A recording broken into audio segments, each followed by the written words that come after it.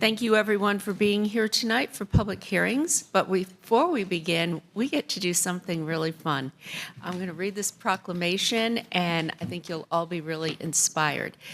After that, we're going to invite the team to come up and get their picture taken up here with all of us. But wait till you hear what they did.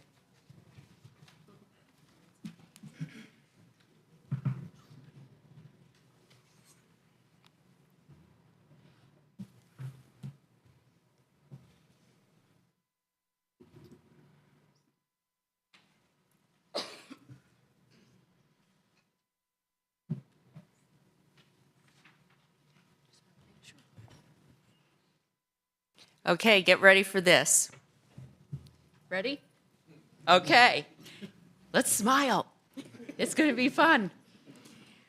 Okay, this is a proclamation, whereas the 11U Nightmare Boys is a youth tackle travel football team located in Raleigh. And whereas Xavier Del Rosario, it's right here, head coach, along with the other coaches for the Nightmare Boys, mentor the team, teaching them skills both on and off the field. Who's the other coaches here? Thank you for being with us. Whereas the traveling team's 223 schedule included competing against teams in Pennsylvania, Virginia, South Carolina, California, North Carolina, and Arizona, resulting in an impressive 16-2 record. And whereas the Nightmare Boys received an invitation, here's where it gets good, to the American Youth National Championship playoffs held in Naples, Florida in December 2023.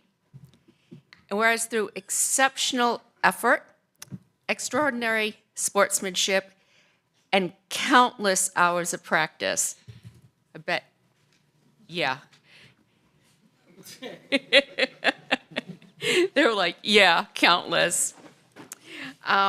This dedicated group of young athletes, along with their coaches and families, rallied to the challenge and succeeded in bringing home the championship trophy. Yeah.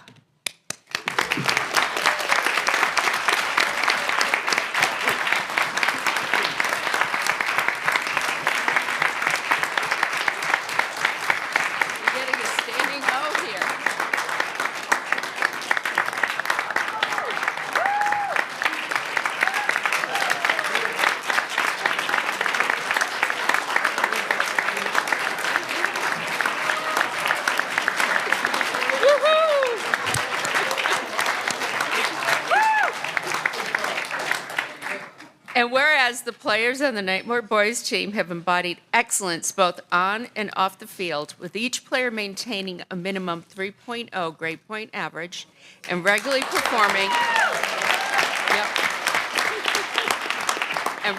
performing community service projects. And whereas the City of Raleigh is proud to publicly commend and congratulate the players and coaches of the Nightmare Boys for their outstanding contributions and accomplishments. Now, therefore, do I, Mary Ann Baldwin, Mayor of the City of Raleigh, hereby proclaim February 6, 2024 as Nightmare Boys Day here.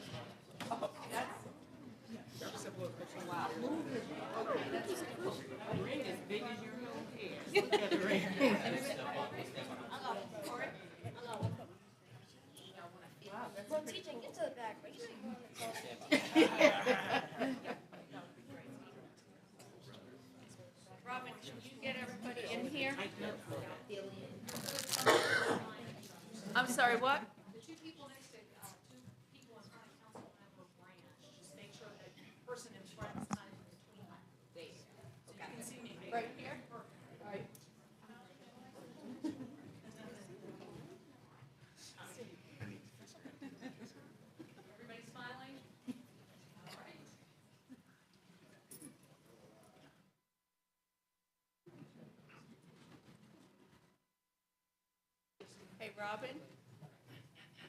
Look at these rings. Make sure you get that. Okay?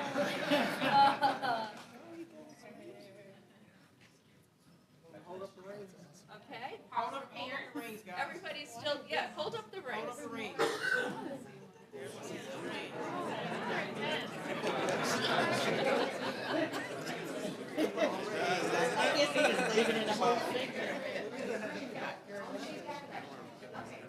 Okay. Good job. You're going to bow out this way.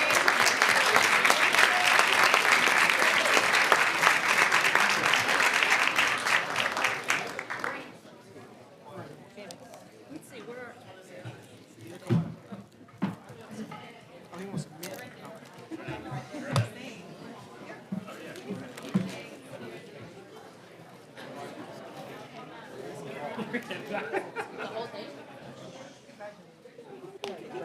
Yeah, you can take it. Why, we have extra. Candy before bedtime. Their parents would be mad at you. Thanks, sir. That's what I do with all kids. I'm like a non-parent. Would you like this caffeine drink? Yes. Would you like this candy? I don't have it. It's almost bedtime. And I was like, you can ask. Go for it. That's fine. You do what you want. And I was like, she's like, you want an iPad? $1,000 for a parent. So my car's not video game. You can have it. Just go with your emails anyway. Don't worry.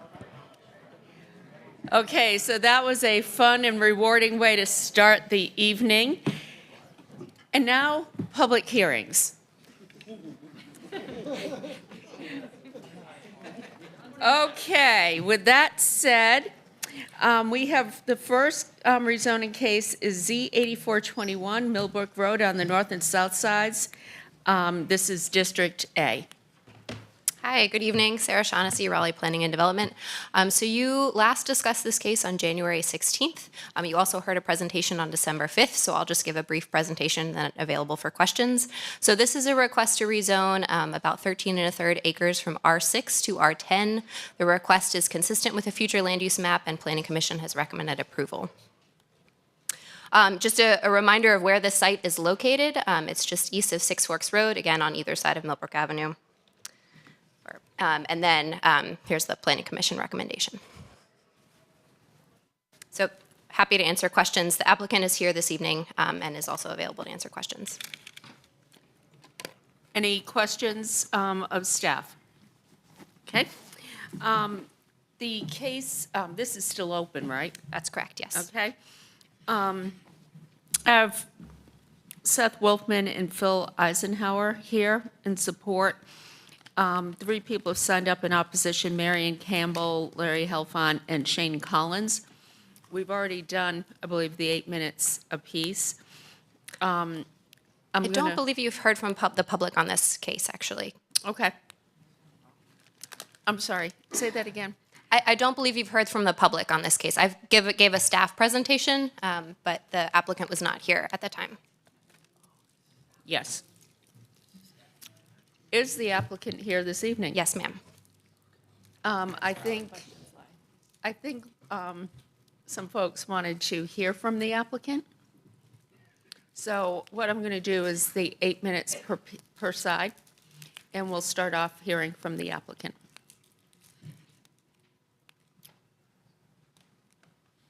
Tough act to follow after that winning victory. Some background on this case, just very quickly. We are an investment partnership. We began back in 2010. We own and operate 550 apartments in North Carolina. We employed 25 North Carolinians. We're members of the Triangle Apartment Association since 2018. I'm currently a board member of the Government Affairs Committee there, and it's in that capacity that I learned more about the need for affordable housing, an issue here and elsewhere in the country. We acquired 2 communities in 2021 and it determined an opportunity after closing to add 4 additional affordable 1-bedroom, 1-bathroom apartments within the existing infrastructure that's already there, the existing enclosure of the building. We had initially contacted the zoning department about it. We found that we were not able to do that without a rezoning. We initially applied for RX3, which was in line with the comprehensive Raleigh 2030 plan. And after applying, some concerns were raised. We didn't need that material of a zoning change, so we modified the request for R10, which, as you had approved, as you heard earlier, was approved. And I just wanted to make the point that, the land value at the community, according to one of the largest land brokerage companies, is worth something like $6 million. The current building and improvements is worth something like $20 million.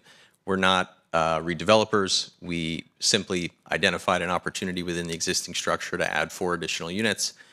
We thought it would be good for both some additional revenue at the property. One of those units is currently used by Phil Eisenhower. Phil is my colleague. His family has the flu, so he's not able to be here tonight. But that would be one of the 4 affordable units. We thought we would charge roughly $1,300 or $1,400 per unit, providing we're given approval. We saw this as being in line with the city's objectives and our own long-term objectives. We have other communities which are similar, and I had met Mr. Branch at one of those communities last year, where we hosted a Triangle Apartment Association event in downtown Raleigh, where we own 85 units, which are Capitol Flats apartments. They're 1-bedroom, 1-bath units, and they're $1,285 per month. So I did want to just provide some feedback in response to some of the public comments that I had heard about whether or not we would be open to some kind of a zoning with conditions. I was open to it. I think you may have heard that back in December when I met with some of your colleagues. We've subsequently had that conversation with our lender. Our lender would see that as being a default, given a material change in the collateral. In the unforeseen circumstance that there were to be a default, that would obviously change the value of the collateral in their eyes.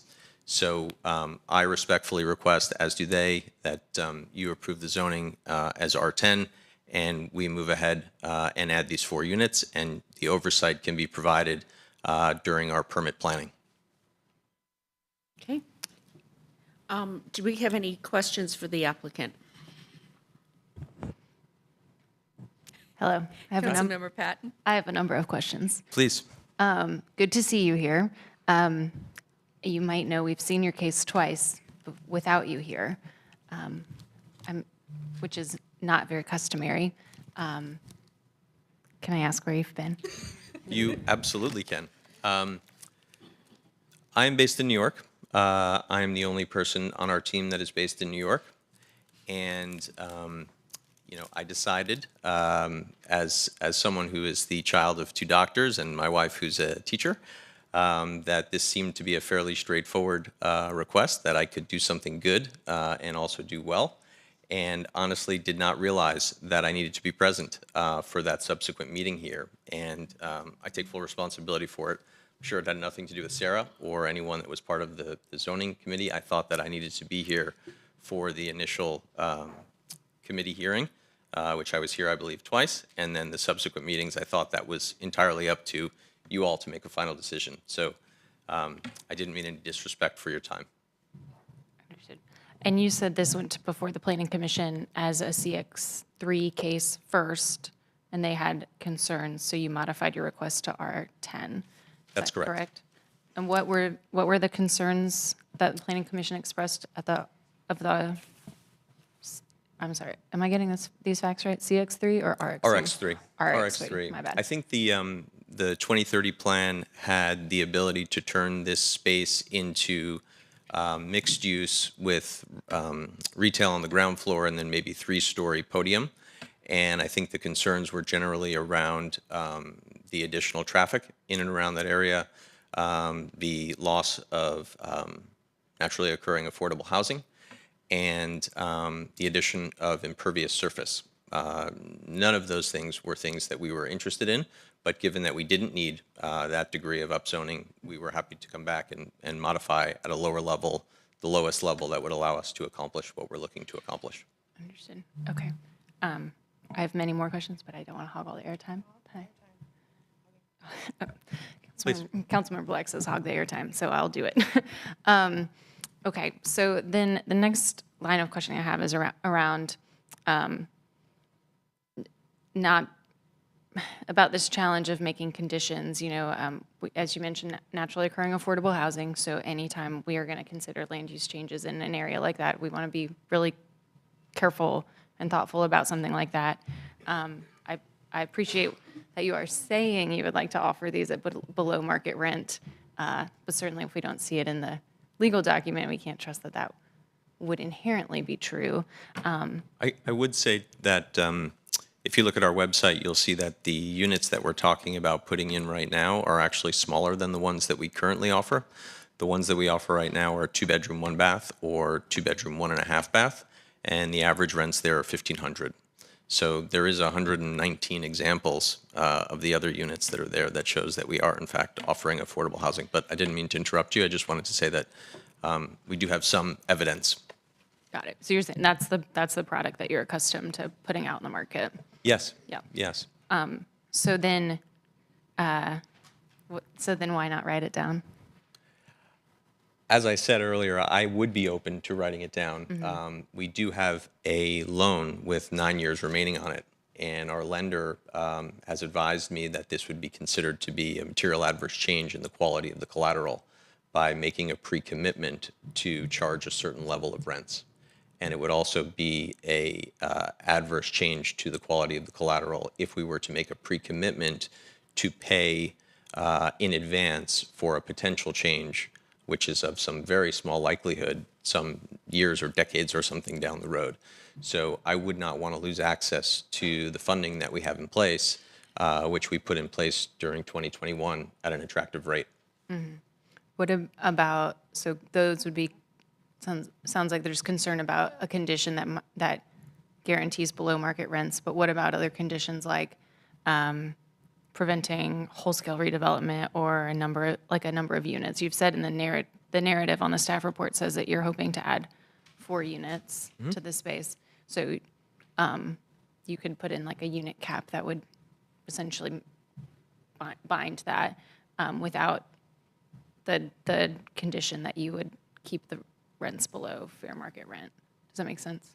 It makes sense. Again, I think that would involve a deep level of involvement between me, my lender, and the lender's counsel, and I'm not sure if it would lead to a desirable outcome based on the feedback that I've received. They have, as you probably know, many loans that are used for commercial purposes are typically originated at a bank or an origination company, and then they're typically sold off in small pieces. And so getting a hold of each of the people who own each of those small pieces and having them make an agreement on a deed or on something like that is very unlikely to happen. So I think that the odds of me being in a position to successfully navigate that would be very low, which is why I was asking. There's probably another level of oversight to be provided. We don't have a certificate of occupancy. We'd have to submit our plans.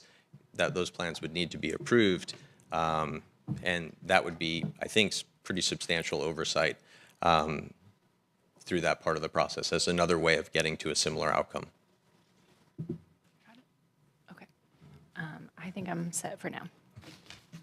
Okay, thank you. Councilmember Harrison? This might be a question back to staff. I was just curious about the total number of units allowed under R10. It's not that different from what they currently have with R6. It looks like a difference of about 20 units. Sorry, I lost my numbers. 144 to 168, so 24 additional units could be possible. I was thinking with R10, can they have an apartment there? Yes. Yeah. But you couldn't do any more than 168 with that land size? I don't know, it surprised me. That is what our envision analysis, our entitlement analysis produced. And what's for the height apartment allowed? building type. 3 stories. Okay, they could go up to 3 So stories. the height would not change. But right now, everything that is built is like a 2-story kind of townhouse? I believe Yeah. that's correct, yeah. Okay. All right, I was just checking on that. Thank you. Okay, any additional questions? Okay, thank you. We're going to hear now from others who have signed up in opposition. I have 3 people, Marion Campbell, Larry Helfont, and Shane Collins. if you could come up, please, and keep in mind it's 8 minutes per side. So make sure you leave room for others to speak.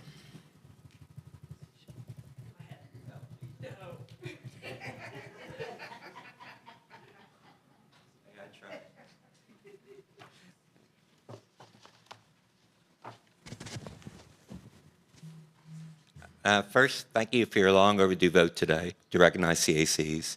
Your actions have provided renewed pathways to put the voices of the residents back into city government. Now, back to Z8421. I had mixed feelings on this one. I would never be against somebody who wants to create more affordable housing. And on paper, you can't tell that. I signed up to speak against this rezoning because on paper, exactly the type of case that leads to the loss of naturally occurring affordable housing. There are no conditions to protect affordability or teardowns of existing properties. By requesting a change in zoning from the current R6, the loss of NOAA in both the Midtown townhomes and the Colony townhomes seemed inevitable. However, what made this case confusing and contrary was the applicant's business description. A real estate investment management company that specializes in workforce and affordable housing in the Carolinas. An oxymoron or a misunderstanding? At this point, I was mystified, as I'm sure that you are. Then I did what others had attempted. I actually spoke to the applicant. My first question is, why are you rezoning these properties? As you will probably hear, and you have heard in their words, all that was requested from planning was permission to convert existing office space to more rental units. No change in the footprint of either property was planned. Simple, eh? Not so fast. There wasn't any room for additional units, albeit through conversion, under their current R6 zoning. Amazing. So here we are today. What appeared to be a simple permitting issue has resulted in a costly, lengthy rezoning process for the applicant. And the city, when simplified, could have been much easier. Or better yet, the planning process needs further amendment for cases like this. You shouldn't have had to go through all this time and cost to get where we are today. Your questions are well put. Here's my question to council and staff. Do we have to approve a rezoning which will possibly have consequences for these properties in the future if the land is sold? Shouldn't there be an easier solution? Should the residents have been put through 3 years of uncertainty about their future living with a fear of losing their homes? These properties were consistent with the future land use map and the urban form map and the comprehensive plan before being requested to be rezoned. Why change everything for the addition of possibly 4 more additional affordable living units? I would say don't rezone in the future. There's got to be a simpler process. Find a simpler way. Your rezoning process is broke. How many times has this happened in the past, and how many more times we have to go through something like this, especially when it involves affordable housing? Nobody's counting the ones that are lost. We're only trying to create the ones for the future. This does not help that situation.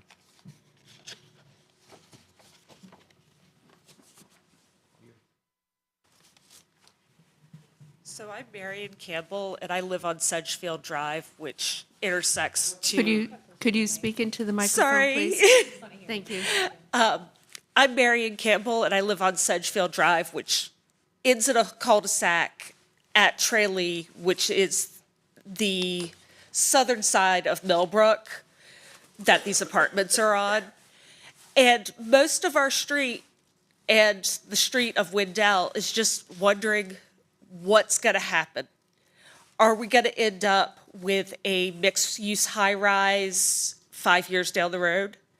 10 years down the road, what's going to be the outlook of that? And it is affordable housing. There is already, with residents of these apartments, probably every 3 months, somebody's getting hit crossing Millbrook or crossing Six Forks, walking. It's a traffic nightmare at that intersection. We need to keep it affordable housing. We don't need more people at that intersection without a change to the intersection. Thank you. Okay, is Shane here? No, okay. Right, could we?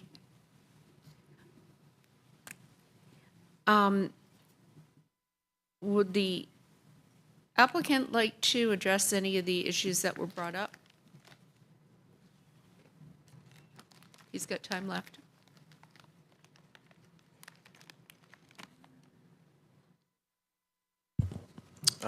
Regarding the additional traffic, I think 4 extra units will probably add 4 extra cars for 1-bedroom, 1-bath units. We already have the parking there, and we're not talking about making any changes to any of the street access. So no changes in any way there.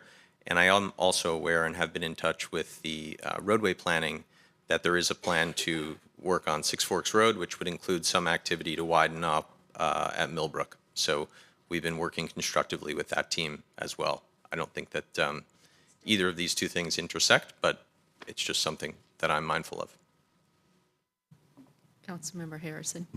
Yeah, so I'm trying to understand. So you want to build 4 more units, and with your current entitlement, you have up to 144, but what's already built there is 60 units? What's already built there is 119, and what we were told by zoning was that we would have up to 144, but given that they're townhomes, we actually don't have the full 144 in capacity, and so we need to use R10 in order to have that full space, and that's how we started down this process. Could staff clarify why 4 additional isn't allowed as is? Yeah, so I think it has to do with the building type and also the unit size. Units in R10 have a slightly smaller size, and also I think converting the existing space to units would be an apartment building type, which is not allowed in R6. So it's the change in building type and then I think the configuration of the proposed development. So are you looking to build an apartment type? No, we can show you on the second and third slides if I have an opportunity to forward them. So this is within Colony Townhomes, and behind this building is a large maintenance shop, which was used by prior ownership groups. We don't need that maintenance shop because we own some other communities, and all we would be doing within this existing structure would be adding windows to it. And as you can see right behind here, there is parking, you can kind of see. And then similarly across the street at Midtown Park, this last unit on this photo is the leasing office. And we don't use that leasing office either because we have other offices in town. And it's currently a 2-story kind of lofted studio, which we would turn into a 1-bedroom. It already has plumbing and a kitchen. And like I said, it's being used as an office, and it would be an opportunity to provide some affordable housing, and my colleague Phil would work somewhere else. Yeah, I mean, I have to say, your proposal as described sounds great. I will say to Mr. Helfand's point, it does seem odd that we have to go through this rezoning to get here. So I don't know if my other council members have ideas on this. Yeah, I'm thinking the same thing. So my question is, are you building a new structure? None, absolutely not. So if he's not building a new structure, I need staff to help me understand.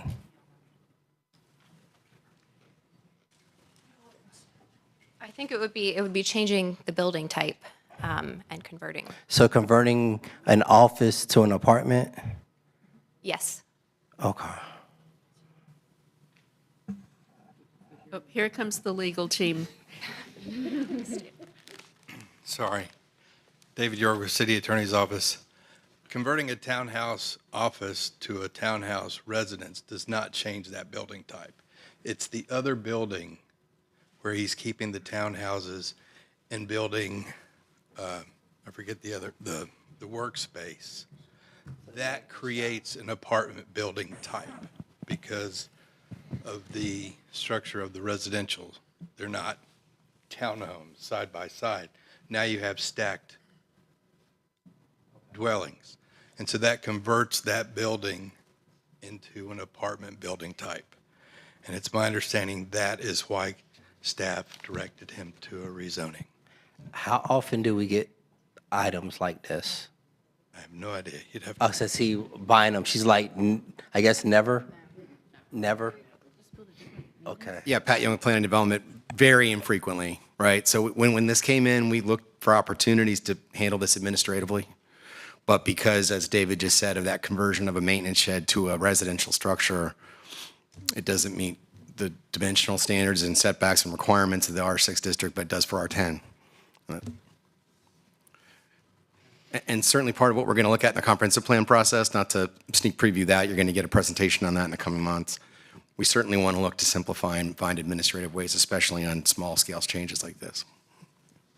Okay. Mayor Pro Tem? I don't have a question. I have comments, but I don't know if I need to wait till the hearing's closed, so. Just to reiterate, if you were to put you're saying you do not feel like you can put a condition in this case that would essentially state the things that you've just told us in a more legally binding fashion. I cannot. Okay. Hi, Seth. Hi. told Nice to you. talk to you this morning. Nice to talk to you for the first time this morning, too. I told you people at the table would have questions, and I was happy to let them play that all out. So thanks for being a good sport. I think I share some, I think what you're proposing, like what you're saying, it looks good, sounds good. I like the idea. I know this area has naturally occurring affordable housing. The housing type has been here for a really long time. I actually live like a quarter mile from here, so I'm really familiar with the area. But I do share some of the concerns that I have heard over the last few months about the unknown possibilities. I think, you know, what you're proposing is good, but I'm still concerned about some of the elements of the future. So I personally don't feel comfortable motioning it forward, but I do appreciate you coming. Mayor Pro Tem? Again, I don't have any questions. I will make a motion to approve at the appropriate time. I don't know what's going to happen at the table. I'm just going to speak freely. We talk about the cost of housing. This is why. This man has had to fly down here twice to come to the Planning Commission to get a unanimous approval, to then have to come down to the council. You know, the best predictor of future behavior is past behavior. I'm looking at the website for Capitol Flats. Everything on there rents at $1,300 to $1,400 a month. You cannot find an apartment in Raleigh at $1,300 or $1,400 a month, period. He wants to provide 4 more. That's 4 more residences that are affordable housing that is requiring no city subsidy. I don't see how in good conscience we vote this down. If he wanted to redevelop this site, he could redevelop under the existing zoning. They already pulled the RX3, put it back to R10. There's nothing stopping them from bulldozing these 2-story townhouses and building more expensive townhouses and renting them for more money. I think that the process is definitely broken, but we should not contribute to the defects in that process by denying his rezoning case tonight. So I will make a motion to approve at the appropriate time whenever the hearing's closed. Thank you for your support. Councilmember Harrison? We'll get there. Yeah, I guess I'll just add, you know, my concern when we're changing entitlement, you know, by a large number is that there is an incentive to redevelop, you know, when there is a, you know, 100 additional units, let's say. It depends on the scale.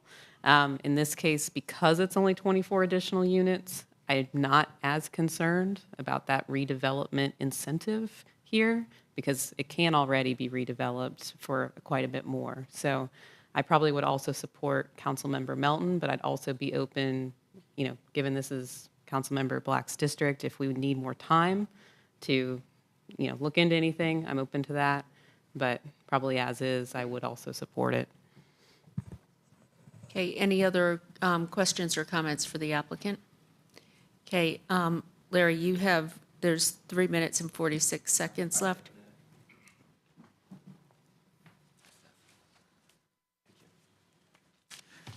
I just want to raise one more thing that hasn't been raised. As part of the Midtown Plan, we looked at the Millbrook intersection with Six Forks, and as the previous speaker said, traffic is a mess there, especially for the people in both of these townhome properties.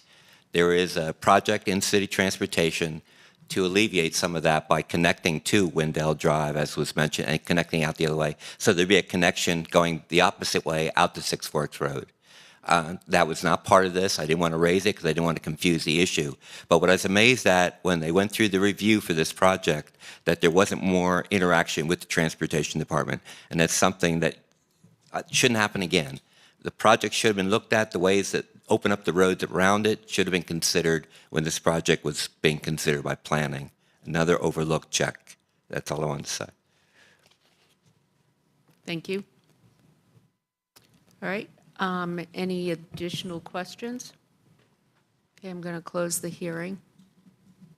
I move to adopt the proposed consistency statement dated February 6, 2024, contained in the agenda materials, and to approve the zoning amendment with the adoption and effective dates described in the agenda item under recommended action. Second. Okay, all in favor? Okay, opposed? Okay, motion passes, and it was Councilmember Black and Patton. Okay, thank you. Thank you. Thank you for the time. thank you for coming here. We do appreciate you being here and explaining, like, that was the missing piece for us. So, and I know this was new for you, but I appreciate you making that effort. Thank you. I took it at face value at the beginning of this process that I didn't need any legal representation and that I thought that this was something that could be managed on my own. So appreciate you bearing with me in the same vein. Thank you. Says the lawyer. I second that. Says the other lawyer. Okay. All right, next we have rezoning Z7222, South Blount Street. Good evening, Council. Robert Tate, Planning and Development. This is rezoning request Z7222 at 423 South Blount Street. This is a request to rezone approximately 1/10 of an acre from DX3 Urban General Frontage with the Historic Overlay District to DX12 Urban General Frontage Conditional Use. This is consistent with the 2030 Comprehensive Plan and the future land use map. You may recall hearing this case first at the September public hearing and later continued in November to allow the applicant enough time to pursue a certificate of appropriateness so that they can retain that historic overlay district. The applicant request was heard before the COA committee and was denied at their December 14th, 2023 meeting. In your backup materials, you'll find the COA meeting minutes and also a resolution. And tonight we have historic preservation staff if you have any questions. The applicant is here tonight and is requesting to continue the public hearing. So I'm going to briefly go over the presentation again, just as a refresher. So here are some conditions that are proposed. The first being a prohibition of various principal uses that are otherwise allowed. The second would ensure that the new building facades on the first level of South Blount Street are constructed of masonry, brick, glass, and metal. And for any non-glazed area on the first level, at least 25% of the material should be brick. The third speaks to the architectural base of the building and its compatibility with the Masonic building up to the cornice line and shall be distinguishable between the cornice line through a change of material, fenestration, ornamentation, rhythm, and any other sculpting in order to enhance the pedestrian experience. And the fourth and final condition speaks to vibration-sensitive equipment being placed at the subject property. So here's an aerial image of the site and surrounding area. You can also see some surrounding land uses and landmarks. Here's an additional views from the ground looking into the site from Blount Street, and then the second at the bottom looking west through the site. And here are the change in entitlement. The biggest changes here are the increase in allowed maximum units and building square feet. So like I said before, this case was heard by Planning Commission and recommended denial with a vote of 6-2. And they found that this request was not in the public interest because it would remove the property from the historic overlay district. And I'm here for any questions if you have them. Okay, any questions for staff? Councilmember Branch and then Patton. It's really kind of for the committee. this here, the representative. I've read some of the background materials and things of that nature, and also received, there was an email, I think that was sent to all of council, stating that if certain changes have been made, the COA might have been approved. Can someone speak to that?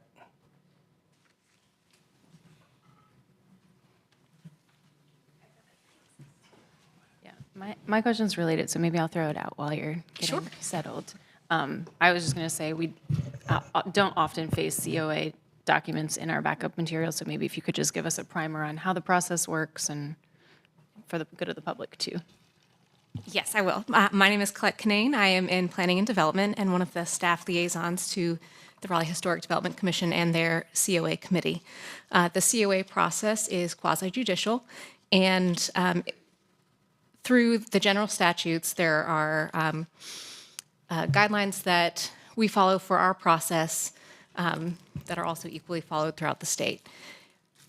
In Raleigh, any property that is in a local historic district or is a local landmark, any exterior change will go through what is the COA process. There are two different levels. One is administratively approved. Larger projects like additions, new constructions, those are considered major works, which are reviewed by the COA committee. So that is a very brief, abbreviated background.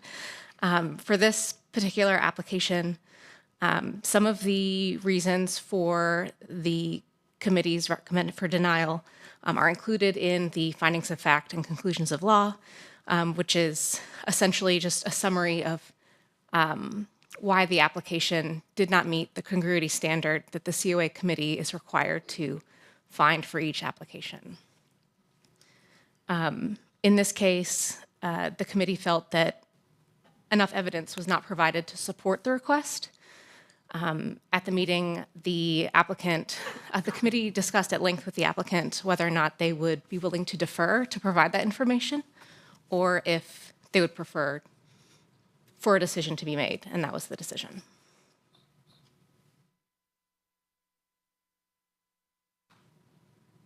Okay. I'm definitely, just for those that may be watching, when you say there, can you give examples of things that weren't congruent? Yes. So specifically, the committee felt that there was not sufficient evidence provided to support congruity for the height, the fenestration, which is the window pattern on the exterior of the building, specifically the amount of glazing in the storefront in the three-story base of the building, of the design that was shown to the committee. The committee felt that it was not appropriate to create a monolithic or solid wall effect on the building exterior because it was not characteristic of the historic district, and there was not evidence provided to support predominantly solid walls on the north and east facade. Those were, I would say, the main hurdles that the committee felt that they needed more information or support on in order to find the application congruous with the historic district. Okay. Any other questions? Councilmember Patton? Yeah. Hi. I know there's a larger conversation going on at RHDC outside of this case, but adjacent and relevant to it around the study of the future of the district in more totality. Can you tell us where that lies? Sure. So the Raleigh Historic Development Commission has created an ad hoc committee focused on the Prince Hall Historic District. There was recently a meeting of that committee on January 31st, where there was some discussion. At that meeting, the committee requested that we reach out to the community one more time. Another meeting of the committee will be scheduled. I believe we're looking at the end of March in order to provide that time to speak with the neighborhood and ensure that they're aware of when this meeting will be held. But I believe that a manager's update will be coming soon with some of the data that we've collected already. Do you have a sense of when that when that will all be wrapped up with a bow? I would love to be able to predict that. Perhaps, I don't know. We hope certainly by the beginning of summer to have a fuller picture, maybe of something final to present to you. Okay, beginning of summer. I think that's the goal, yeah. Okay. And to that, I've received some emails stating that there's residents that haven't been contacted or engaged that don't feel they've been part of the process. So we did in the beginning of December send certified letters to every property owner. We have received confirmation that I would say maybe half of those letters were, received with the signature. There are certainly several in the neighborhood. I would say potentially 15 or so that have come back as undeliverable. So the address that we have on file through IMAPs and the county's records is incorrect. So certainly those people have not received the letter that we sent out. But it appears as though a majority have received that certified letter. Okay. Okay, any additional questions? All right, staff, could you remind, this was a while when this was before us, where did we leave things? I know we opened the hearing, did we use up any of the 8 minutes? Where are we on time? And So you heard from both sides last time, but I'm not sure if there was time left. okay. All right, we have, the applicant is here. 2 people have signed up in opposition, Eugene Myrick and Jenny Harper. What I'm going to do is 4 minutes per side, and if the applicant would like to address any of the questions raised, and then we'll leave time for the 2 who signed up in opposition.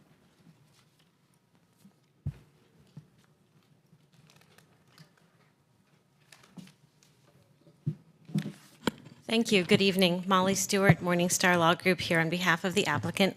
I just have a couple of quick points this evening. You heard the update as far as where this matter stands, and the issues that we're wrestling with, and the reason that we're requesting that this matter be deferred is that we have larger questions on the table. You see on your screen an excerpt from the letter from the State Historic Preservation Office indicating that back in 2011, they recommended that this parcel be excluded from the district anyway. This is another snippet from the letter. The letter attached a map, and here at the bottom of your screen, you see that map. The site has a star on it. The State Historic Preservation Office suggested an alternate boundary for this district that, as you see here, excluded this property. So that's sort of the big picture, and as you just heard, there are ongoing discussions on that topic. And so that is something we'd like to explore while pausing this process. You also heard that the COA application was denied, and although you did correctly hear that, that was in part because there was discussion about not having produced enough evidence of congruity. In fact, that discussion revolved primarily, although not solely, around height. And this became a point where it was clear that we were not going to be able to come back and present evidence of congruity, that there wasn't sort of an example. And I have some quotes from that meeting here with me that were taken from the video that was recorded. And so here we have, the chair saying, this is a 12-story structure, 13 with the roof. We're looking at the height of well-related structures around it, 2- and 3-story commercial buildings. I'm in support of denial due to the applicant's failure to present a prima facie case that the proposed construction is congruous with the special character of the district. And he was asked, do you think it's possible for them to make that case at all, ever? And he said at 12 stories, no, I don't think it could be done. He made the motion for denial, and that was approved. So we were simply in a situation where we didn't feel we could come back with that information. It wasn't available. It wasn't as though we simply missed it. So that's where that stood. I understand that we do have other supporters here with us this evening as well, so I'd like to leave some time. Thank you.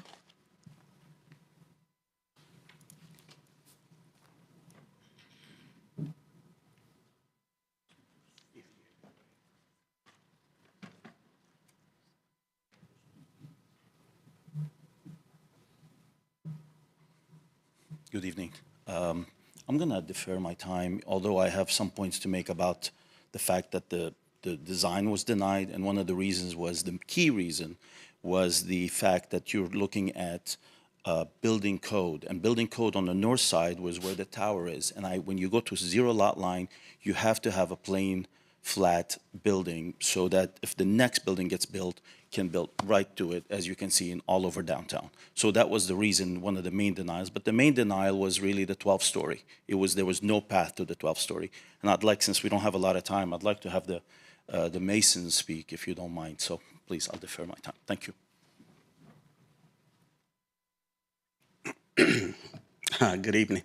My name is Richard Campbell. I serve as the secretary for the trustee board of the Prince Hall Masonic Building, 427 South Blunt Street.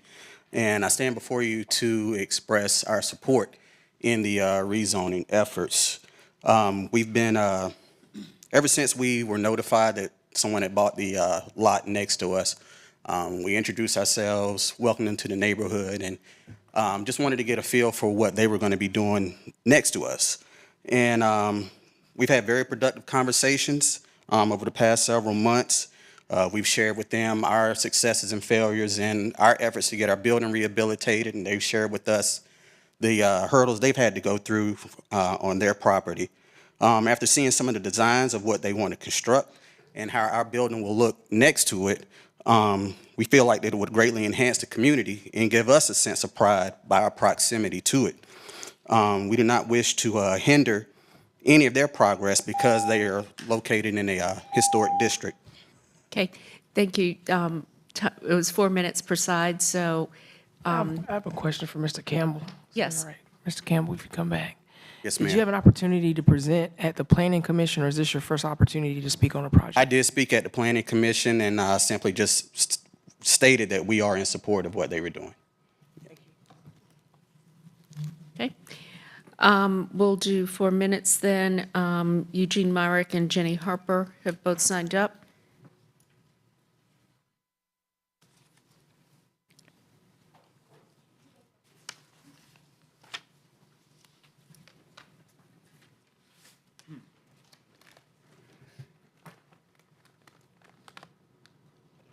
Good evening. I would love to see infill go back in on every single vacant lot that we have downtown. What we see now as vacant land was once an assortment of building that served a variety of uses, and the overwhelming majority of those were torn down either by the city or by the state, or in some cases even the county. The issue is not about what happens to a vacant lot, nor is it about a hotel being built. The issue is about the continued dismantling of the city's first Black historic overlay district by yet another boundary reduction, an HOD whose designation came just shy of 40 years after the city's first white historic overlay district was designated. Mr. Alawar purchased the lot in question in 2022, a full decade after the designation of Prince Hall. He stated on more than one occasion that he didn't realize he was buying in an HOD, which I can only emphasize is no one else's responsibility nor fault. It is not up to the city or city council to bow to a developer's lack of oversight or due diligence, nor is it the responsibility of a historic neighborhood nor our shared history to bear the brunt of this failure. No one is preventing him from developing his land in any way whatsoever. No one. There has been a variety of infill development that's been constructed since designation in 2012, we all want to see the Prince Hall Masonic Building return to its former glory. They have received a federal grant in order to do so. There are another number of other federal grants to the National Park Service, also private foundation grants that are available for such a worthy endeavor, and there are people who can help navigate that process who do not stand to benefit financially. I was really heartened that he had decided to go through the COA process, and I stated that in my previous comments to you, but it was really clear as that went along that that process was really only performative. The application was so lacking in basic information that was requested multiple times, ludicrous elevations on the north and east in particular, with no change or no compromise offered. It was clear to anyone that it was designed to fail so that the box of COA effort could be checked and he could come back here before you tonight. At the December 14th COA meeting, he literally asked them to turn him down so he could come to you. I attended last week's TOD meeting just out of curiosity, and I was really heartened by some of your comments. In particular, Councilor Patton, you said, quote, "It's possible to acknowledge that the people who sat in these seats before have failed some of these communities in Raleigh. The people in these seats did not do right by these communities. This, too, is a historic Black community, one that the city has not historically done right by." I was also struck by Councilor Branch, who said, quote, "I think you said it best. There's some things in the past that were promised and not kept," which is not unlike the promise that City Council made in 2012 to protect and preserve this historic Black neighborhood that later council iterations have seen to tearing apart now multiple times. Because of these weaknesses in leadership and commitment, speculative developers are continuing to gobble it up, and it stands in real danger of being lost forever. I ask for a vote that's not against hotel or infill, because we need the infill, but against the further picking apart of this historic Black neighborhood that the city made a commitment and a promise to steward. Thanks.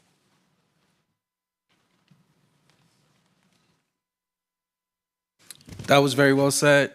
I just want to add that, once again, y'all showed a lot of love to Idlewild earlier today. And y'all need to show some love. I only have 30 seconds.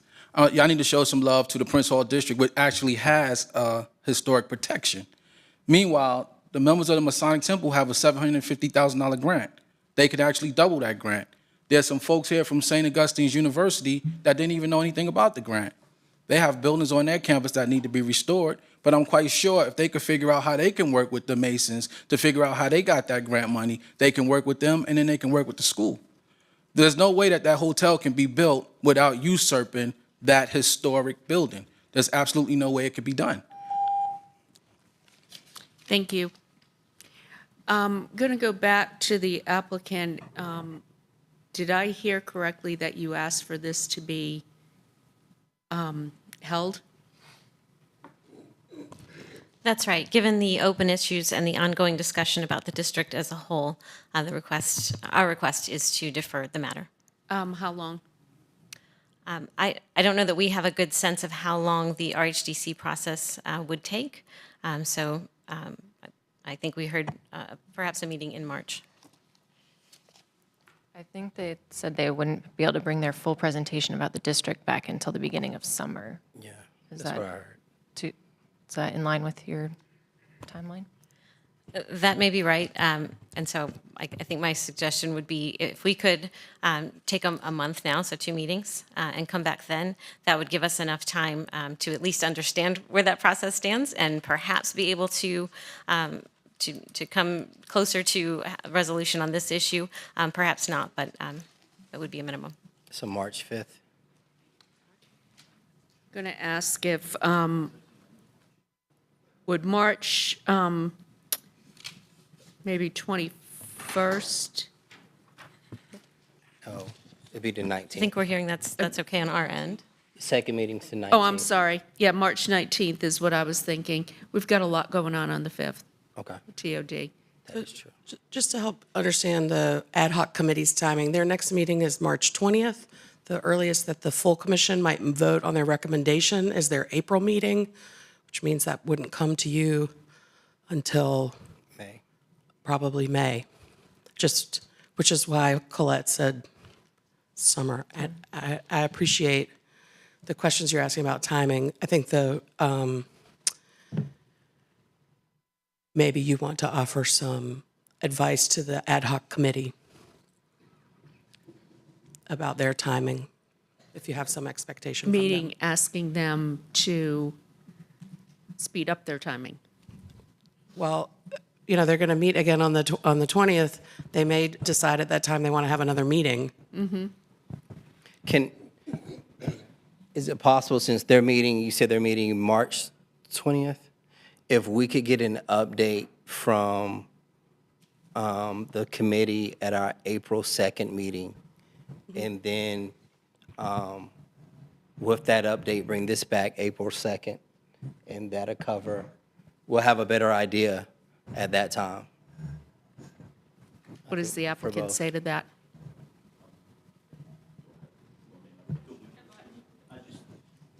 I mean, the reality is obviously we would like to move this along as quickly as we can. We know where this is going. It seems like that a lot of the people that are in the neighborhood, we don't want to dismantle this neighborhood. I'm not here to dismantle the neighborhood, but the suggestion from the state has always been that these empty parking lots not be included in this neighborhood.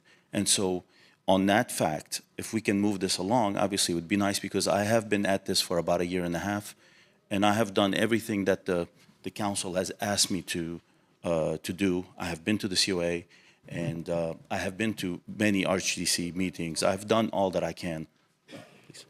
Mayor Pro Tem? I have a question for staff. If there were no historic overlay district on this site, what would be his height cap? Like, what's the base zoning?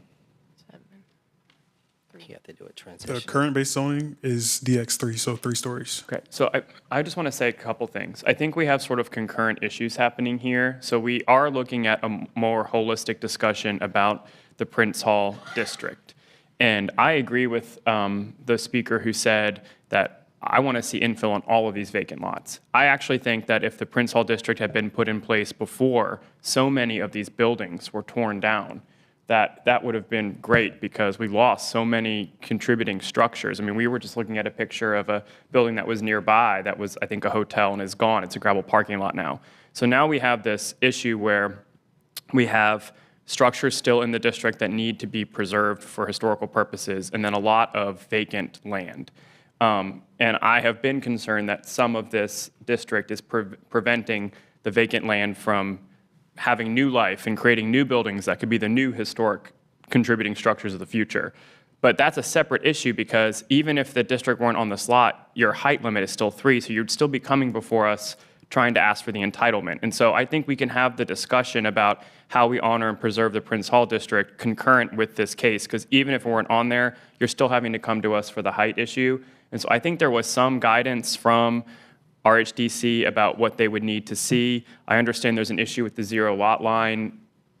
I've got some questions about that, because there's a telephone or cell phone tower right there. So I don't know how that plays in, because it's already super tall, and I don't think anything can be built right next to your building. But regardless, I think we should have the conversations together. But there are bigger, even if there was no overlay district on the slot, you're still capped at 3 stories. You'd still be coming down here for rezoning. And so I think trying to get consensus on some of the stuff you've heard about height and building material would be helpful. But I do understand the frustration about, we lost so many buildings in the district. How do we preserve what's there, and how do we help get some infill on the spots that are empty?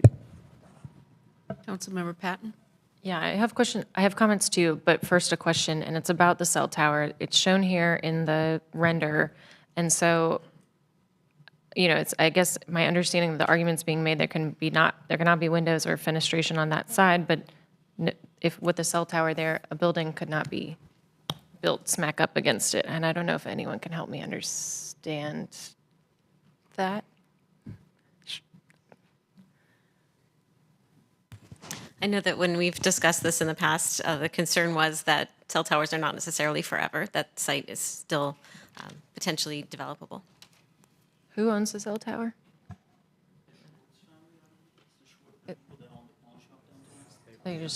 They lease it. And it. Could you speak into the microphone, please? Thank you. Absolutely. And, you know, the way when I approach this design, I approach it from the sense that if these buildings ever go away, say the tower goes away, and then somebody comes and develops a 7, 8, 15-story building there, and I don't know, was a cell tower in the district? That I'm not aware. I can't figure out whether the cell tower is in the historic overlay district or is not. I'm not so sure. But it is.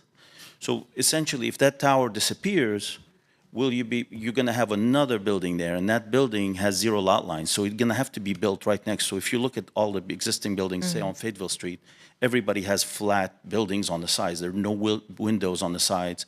Same thing to the east of the building. If you notice, I pulled the windows back to be able to kind of make it work, But design-wise, again, this is all code. You have to have flat buildings so that if they build to the edge of that building, you can't have windows there. So it will sit there until somebody builds, and you'll notice that around town. Say, to give you an example, like the building that has Capital City 17 in it, that building is a good example. It's sitting next to a two-story building, but then there are no windows. Or if there are windows, eventually they'll go away. So that's really the idea, if somebody builds higher. Mayor Pro Tem? Yeah, I was just going to say, I didn't mean to derail the discussion. I was just trying to qualify that it would be helpful to get the information from our HDC, but there are, I think, issues separate and apart from this overlay that are affecting this case. And so I think sort of a concurrent approach. But if the idea was April, what'd you say? Do you want to make that a motion? Second. Can I just ask the applicant, you good with that? Okay. April 2nd then? Okay. All in Second. favor? Aye. Anyone opposed? Okay. We'll see you back on April 2nd. Thank you so much. Thank you.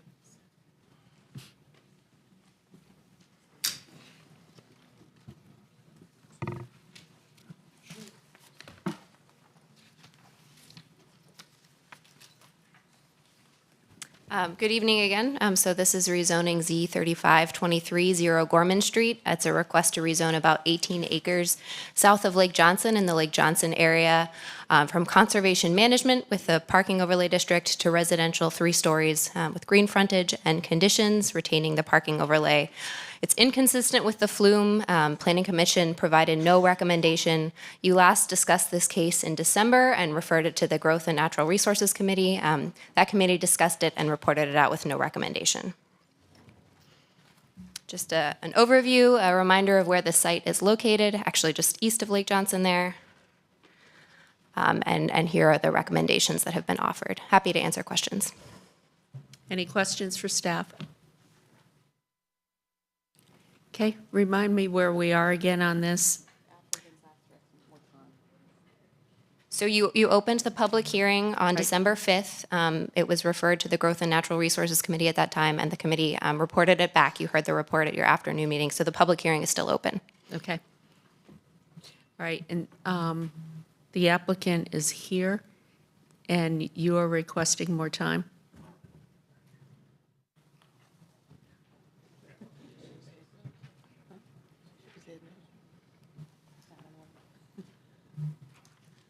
Yes, we are working on continuing to improve some of the environmental commitments the project's making, and we'd like a little bit more time to do that.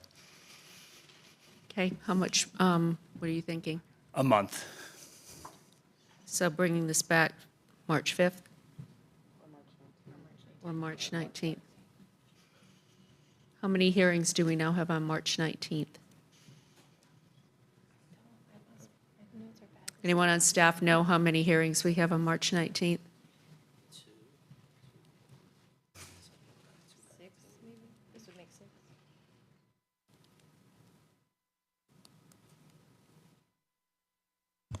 We're sitting right at 2 that you scheduled this afternoon, and then I don't think you've continued anything yet from this evening to that date. So you're just at 2 for the Okay. 19th right now. All right.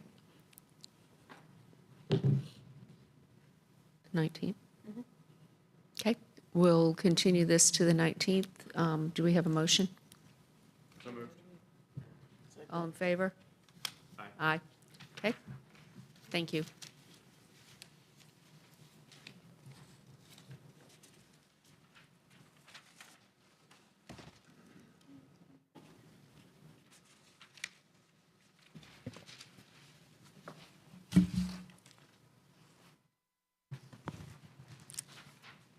Good evening. Hannah Reckow, Planning and Development. This is KC 4423.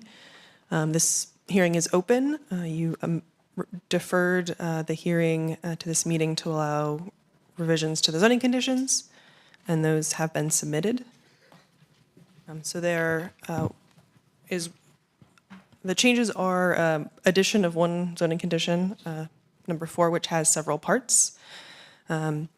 The first 2 parts establish building and parking setback of 20 feet.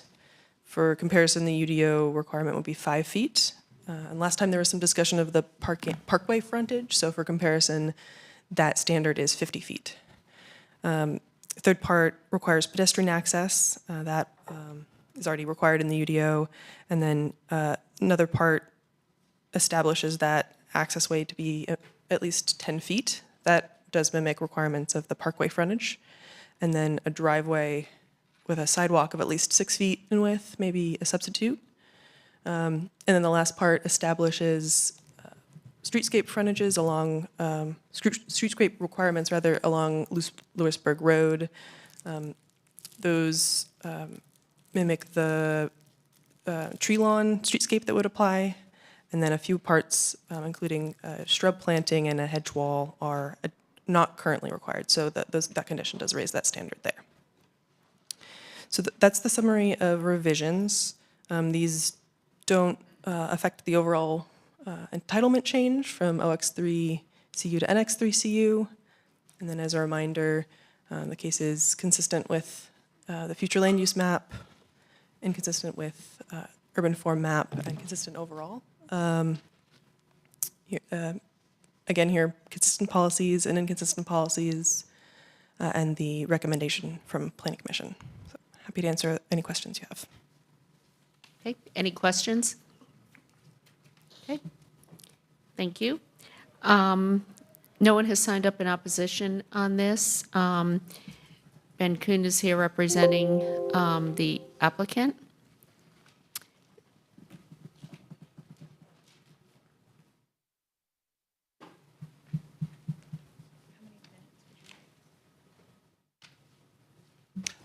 Good evening. Thank you very much. Ben Kuhn, here on behalf of the applicant Cuenca Investing, and here with me is Denise Gunter, one of the two husband and wife pair, together with Gaffney Gunter, who was unable to be here this evening. If you want to just have a seat if there's an issue.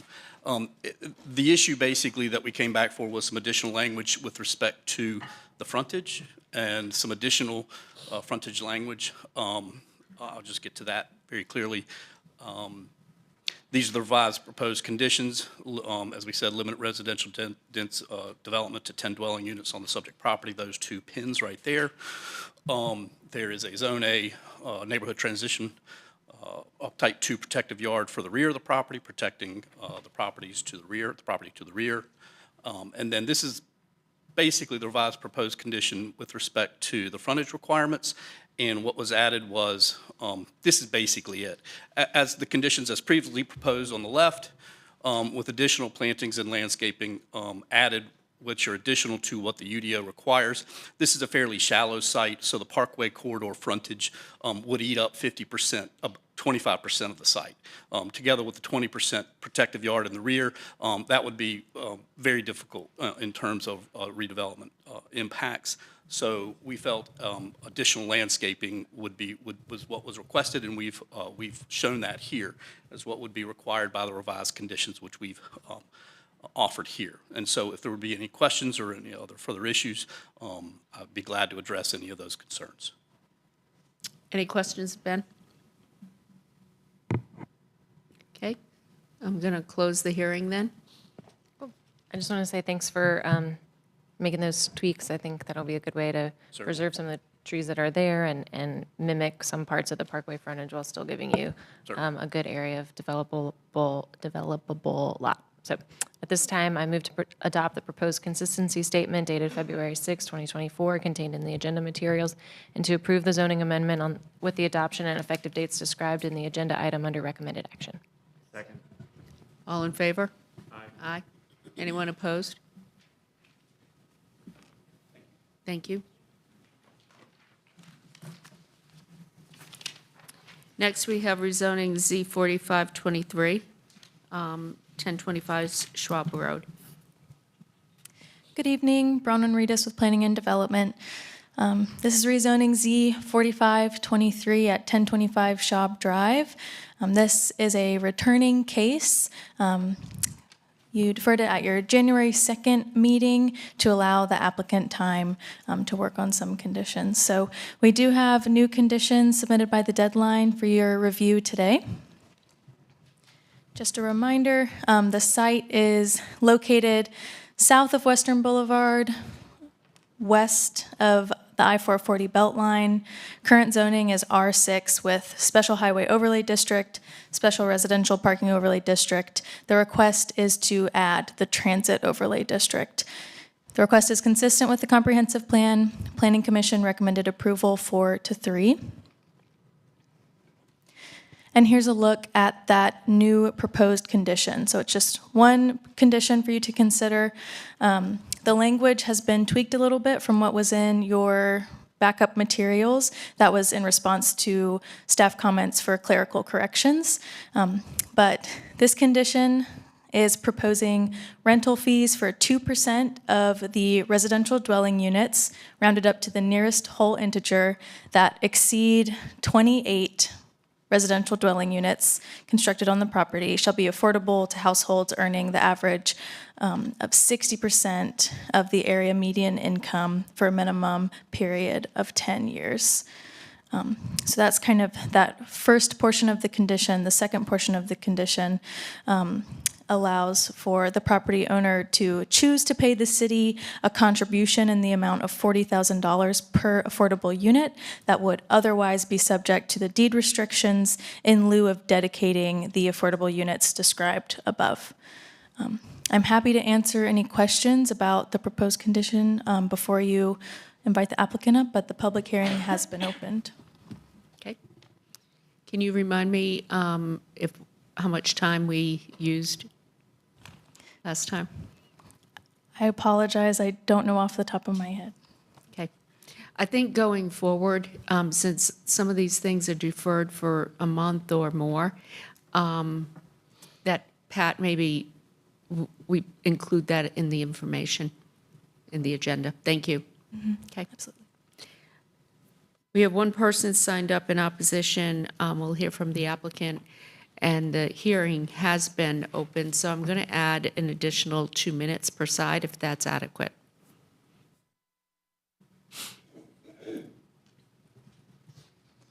Good evening, Mayor, members of City Council. Chad Essick, 301 Fayetteville Street, Suite 1900. Here this evening, returning on behalf of the applicant. Since the January 2nd meeting, we've had a number of discussions with Councilmember Harrison and others regarding our proposed condition that staff did a very good job of summarizing. So we are committing to providing 2% affordability above the 28 units that we're currently entitled by right to develop on the site at 60% of AMI for a period of 10 years. We also clarified the language that you would round up to the nearest whole integer. So if there is, for example, the calculation comes out to be 3.1, we're required to round up to 4.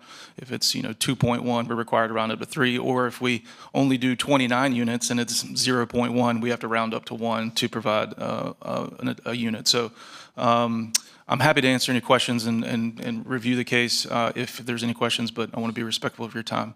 But that's what's before you tonight, and I want to thank Councilmember Harrison for her work with us and conversations and collaboration on working on this language. Okay. Any questions of Councilmember Patton? Yeah. Hi, Chad. Hey. For anyone tuning in to the case just now and not having heard it before, can you remind us why you're not pursuing the FTDO option, which is already available to you by right? Right. So again, the FTDO option was something that, with the 20% affordability at 60% for 10 years, was something we just couldn't do. It wouldn't work out. We couldn't make that pencil out.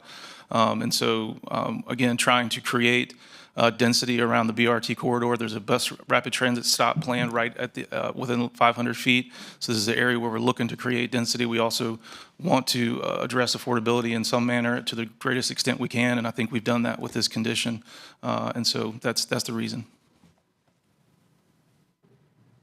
Okay. All right. And then we'll have 2 minutes for Lisa Huguet, who's signed up to speak as well.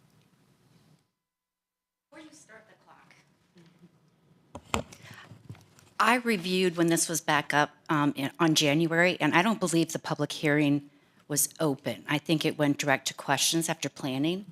I did not hear anybody. So can I have a little bit more time than 2 minutes?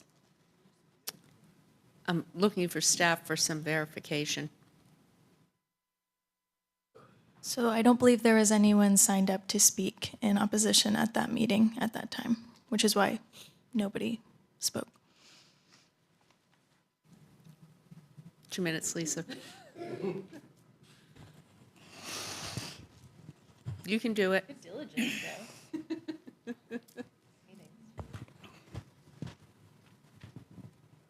My main problem is dealing with which transit overlay is this applicant going to use.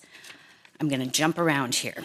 In the UDO, we have 2 overlays for transit that offer affordable housing. One is a requirement, one is a bonus. This site is a frequent transit area, thus the FTO condition would apply.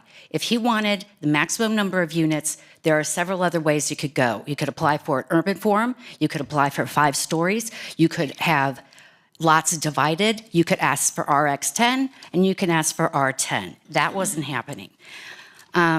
The applicant came back to offer 3 units. It was interesting how he got to that. He didn't double the 1%, he didn't go to 2%, he went to above 28 units to get the 3 units. He also offered, in lieu of that, $120,000. Need I remind council that this amount won't even produce 1 affordable unit in the city's fund. There are too many compromises here that threaten what we have scratched and clawed at to get some affordability written into the UDO. This is the 3rd transit-oriented case that has come before you with a token gesture of affordability. I have no doubt that developers will continue to find ways around providing affordable units needed for the BRT to be successful. You've promised to closely monitor the development along the BRT to make sure it's equitable. Will your monitoring lead to a better outcome? Will you push for more better housing conditions? Or will you finally see that the TOD density bonus is simply window dressing and something else needs to be offered? By far, the most troubling statement in the staff report that you need to pay attention to is by adding the TOD, this site will have increased residential entitlement without having to incorporate affordability measures. Thank you. Thank you. Okay, Councilmember Harrison. Yeah, I'm just going to speak mostly to you, Lisa, because I think you bring up some points that I have definitely been thinking about. It's been several months working on this case and thinking through those exact trade-offs. So I appreciate your, you really keep up. So thank you. And it's really tough. You know, with the FTDO, we do have this option, to increase entitlement with this 20% affordability. If you look at where the FTDO has been used, there's a handful of cases, maybe 5, maybe 6. I have to check the most recent numbers. At least 1 or 2 of those were completely affordable housing, as in affordable housing developer. Several others were constrained in that they were in neighborhoods that were not likely to get a rezoning, and that was the only way for them to get maybe some additional height. And then also we've had a case that I think maybe a couple haven't been built yet, so we don't really know for sure if it's working. But it's good potential. I mean, there is a good potential there.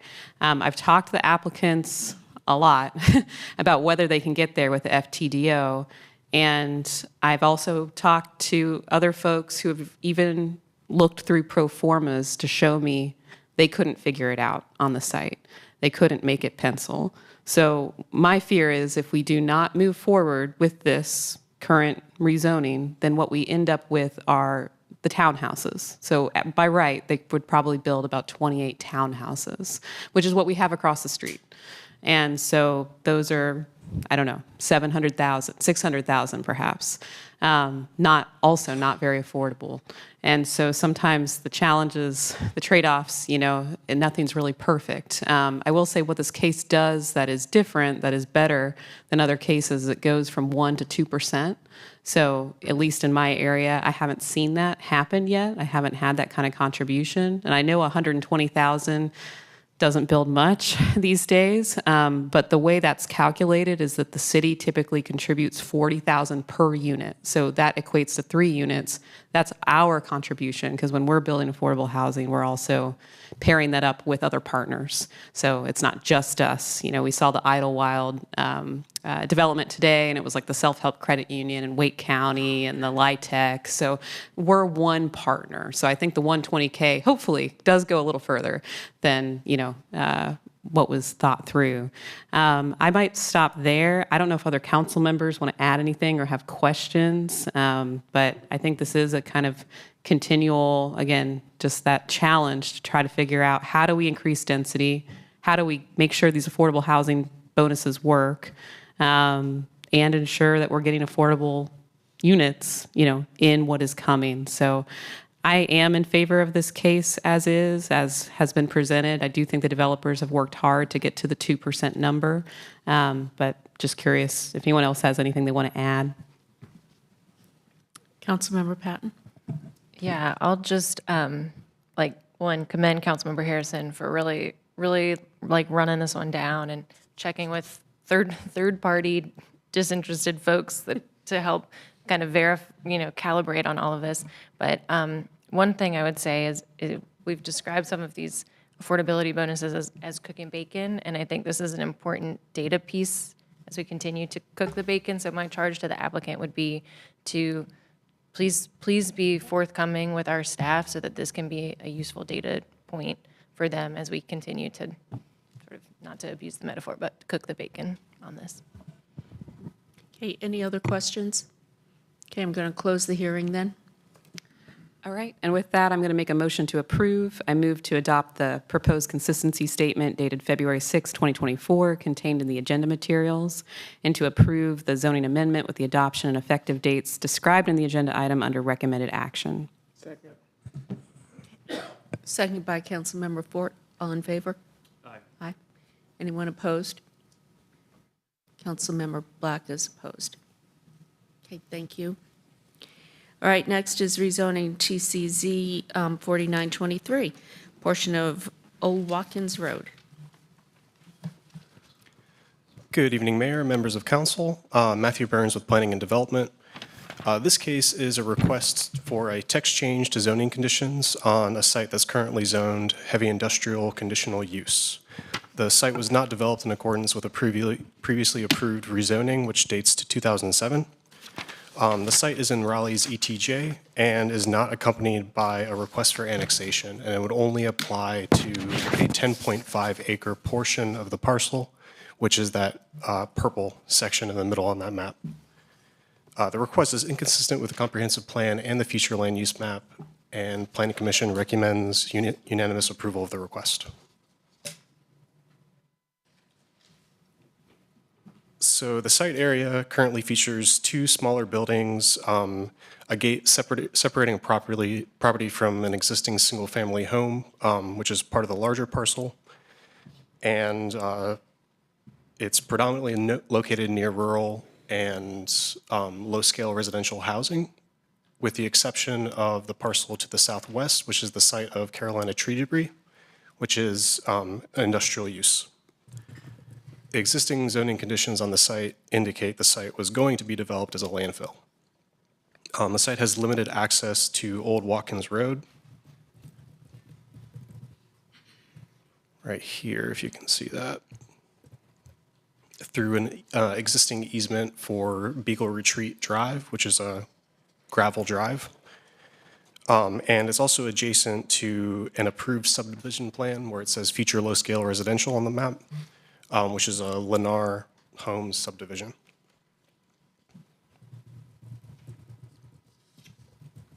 So on the left are views of the site access as well as the single-family home that is not part of this rezoning application.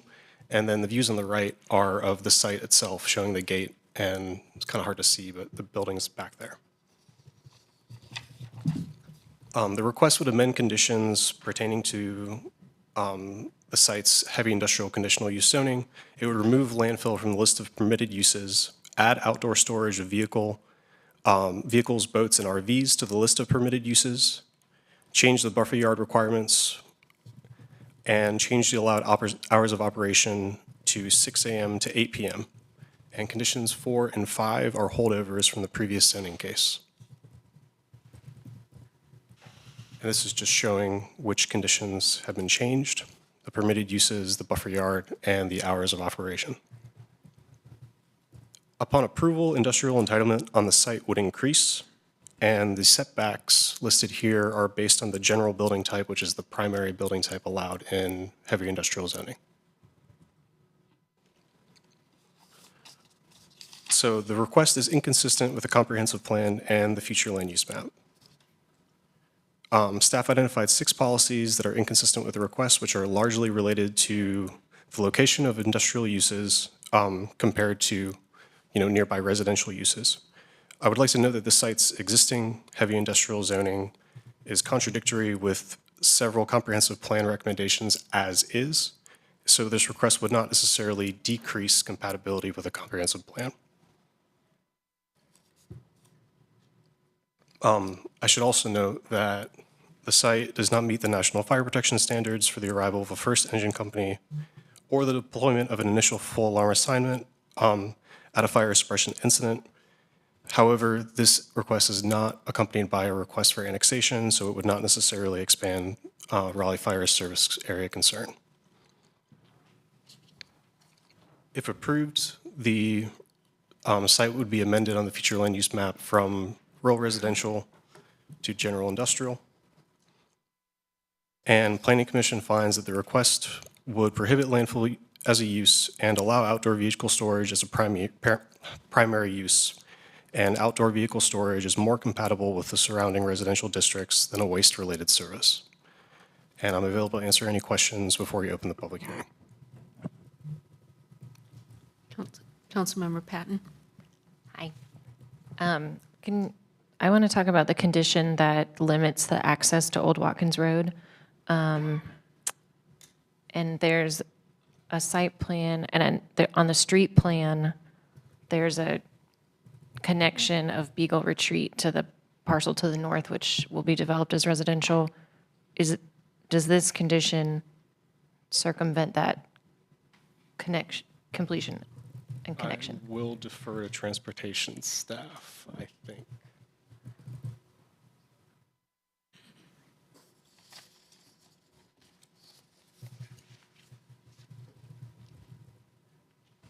Good evening, Margaret Tortala, Transportation. Could you repeat your question, please? Yeah, so this condition states that access will be limited to one access on Old Watkins Road. But the way the shape of the lot is, there's that Beagle Retreat Road that kind of hooks into it.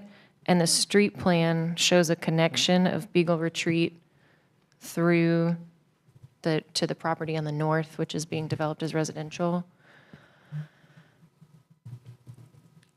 And so I'm just trying to figure out if this condition prevents that street connection.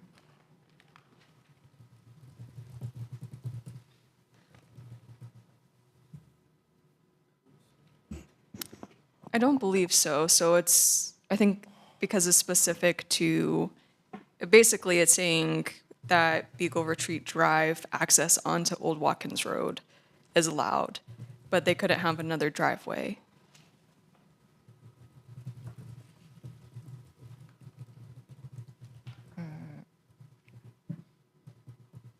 Can you click to the site map?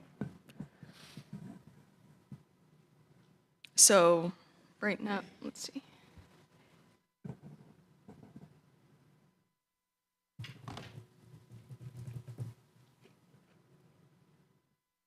Right now, there's a driveway that allows access onto the site, and the street plan would have that improved on a Tier 3 site review or subdivision, but it's still the one access onto Old Watkins Road. Okay. Basically, it would be an improved access instead of, right now, it's a dirt or gravel road. Okay. Okay. I trust you. I just want to make sure that that connection got to be completed and we didn't circumvent that. So sounds like we're not. Okay, thanks. All right. Any other questions of staff? Okay, I'm going to open the hearing then. No one has signed up in opposition, and we have Marcus Hurt here representing the applicant.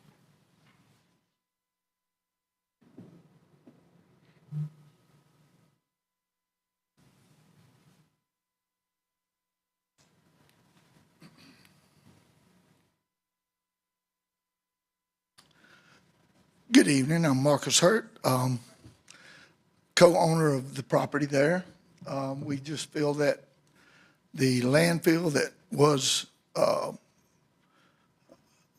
that did have the heavy industrial zoning, we just feel like that it is probably not the best thing to put in there with the residents coming.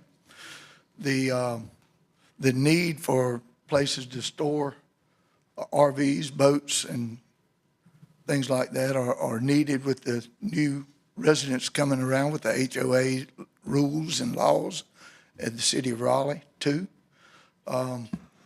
We just felt like this would be a better suit for the property at this time.